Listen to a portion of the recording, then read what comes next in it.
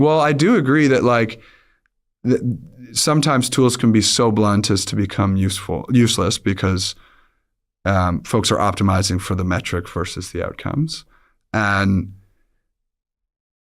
I do think, though, there is value in everyone in our organization using the latest and greatest tools in their specific domain, right? I don't need every person in the company using Cloud Code. Not every customer support rep needs to be doing that.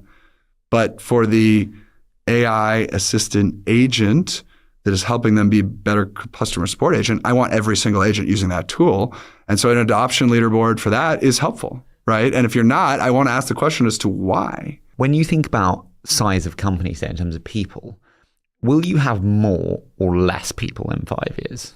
I think it's interesting because I am tempted to say I think we'll have less. And I think one of the reasons I'm tempted to say that is when you look at the largest teams from like a numbers of people perspective, you do have sort of disproportionate headcount in like more producing type functions, right?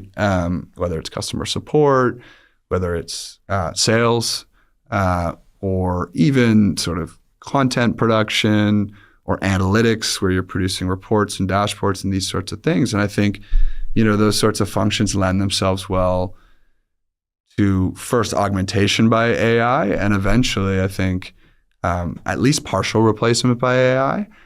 And so I'm tempted to say less.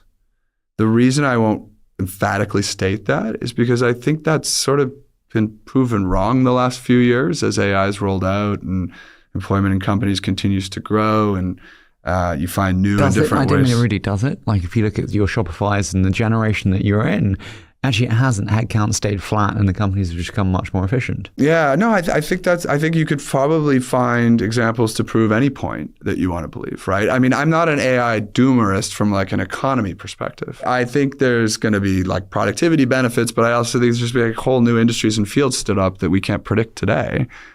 Just like every other industrial revolution that's happened.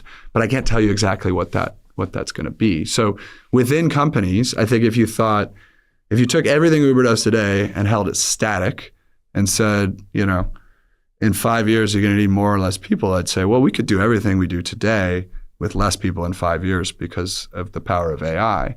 But we're going to be doing a whole bunch of new interesting stuff.